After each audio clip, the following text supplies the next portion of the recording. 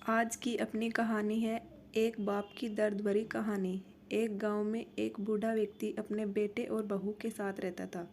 परिवार सुखी संपन्न था, किसी तरह की कोई परेशानी नहीं थी। बूढ़ा बाप जो किसी समय अच्छा खासा नौजवान था, आज बुढ़ापे से हार गया था।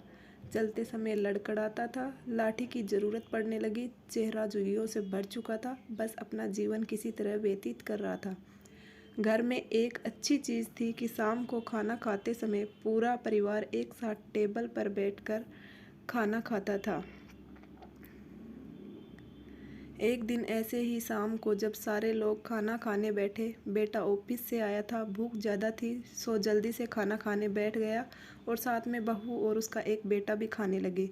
बूढ़े हाथ जैसे ही थाली उठाने को हुए, थाली हाथ से छिटक गई और थोड़ी दाल टेबल पे गिर गई। बहू बेटे ने घृणा दृष्टि से पिता की ओर देखा और फिर से अपना खाने में लग गए। बूढ़े पिता ने जैसे ही अपने हिलते हाथों से खाना खाना शुरू किया तो खाना कभी कपड़ों पे गिरता, कभी जमीन पर। बहू चिढ़ते हुए बोली, हे राम, कितने गंदी तरह से खाते हैं, मन करता है इनकी थाली किसी अलग कोने में लगवा देते हैं। बेटे ने भी ऐसे सिर हिलाया जैसे पत्नी की बात से सहमत हो। उनका बेटा यह सब मासूमियत से देख रहा था। अगले दिन पिता की थाली उस टेबल से हटाकर एक कोने में लगवा दी गई। पिता की डबडबाती आंखें सब कुछ देखते हुए भी कुछ बोल नहीं पा रही थी। बूढ़ा पिता रोज की तरह खाना खाने लगा। खाना कभी इधर घुरता, कभी उधर। छोटा बच्चा अपना खाना छोड़कर लगातार अपने दादा की तरफ देख रहा था। माँ ने पूछा, क्या हुआ बेटा?